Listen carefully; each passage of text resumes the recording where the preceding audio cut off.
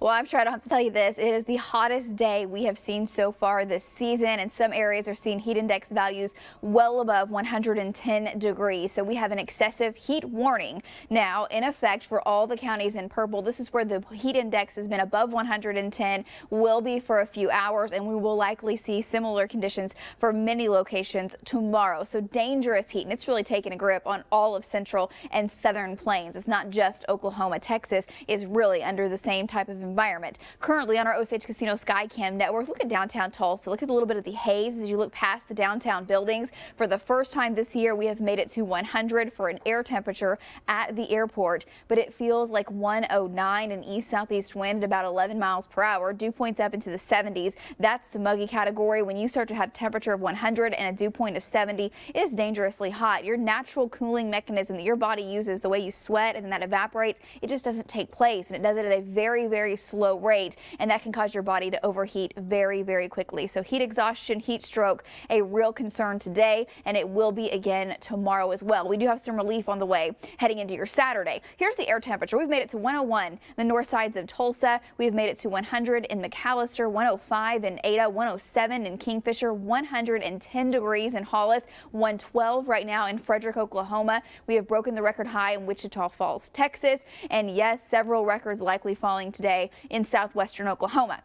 Looking at the dew point, where we have those hotter air temperatures up to 110 degrees, 112. That is where the dew point is a little bit lower. Dry air actually heats up more quickly. We've got a little bit more moisture in effect right now across much of green country. When that happens, though, the heat index becomes much more of concern. So we talked about 112 for an air temperature in the southwest. This is the actual heat index today across green country. 115 has been the hottest in Copan, 115 in Bartlesville. These numbers are unreal. 115 in Burbank, 117 in Pawnee. I mean, that is brutal heat. You have to also remember your pets when it starts to get this hot. You absolutely have to bring them indoors if you can. Make sure they have plenty of water available. They'll be drinking it up like crazy. Same thing with your livestock. I know you know that, but just something to always keep in mind when we start to see these types of conditions in the summertime. 117 is also the heat index right now in Bristow, 109 in Stillwell, 110 in Wilburton. Temperatures just zooming out. Look down to the south. It's not just us. It's much of North Texas dealing with these same conditions,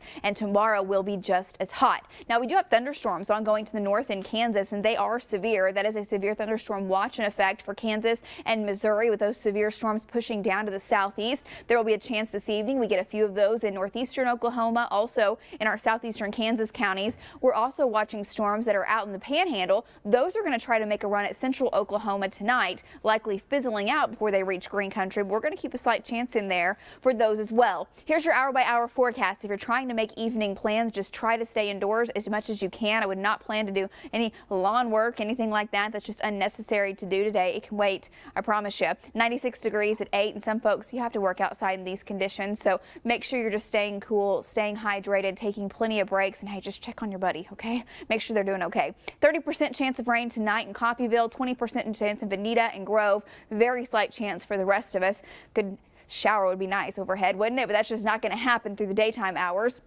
Lows tonight down into the 70s and 80s, and then tomorrow boundary kind of slips in. It'll be in the northern portions of green country. North of that, a north breeze. South of it, a southwest wind. That will allow our temperatures to creep up to some of the hottest readings we have seen in about 6 years. So it is going to be even hotter coming up for your Friday, and there will be a slightly higher chance that we see a few afternoon thunderstorms tomorrow, especially along that boundary. Now, any storm that develops tomorrow will have the potential to be severe. We're watching for the threat for some damaging hail and damaging winds, but again, isolated storms. Not everyone's seeing rain. Most of us will stay dry. That's going to be a concern tomorrow between 2 o'clock and 10 p.m. Then by Saturday, a cool front works its way in. It's really a not its hot front. It'll take those readings down from 117 like we're seeing right now. Air temperature will drop into the lower, mid, upper 90s, and by Sunday we'll see even cooler conditions. Okay, so we'll only have a couple of days of this today and tomorrow. Make sure you are taking it seriously,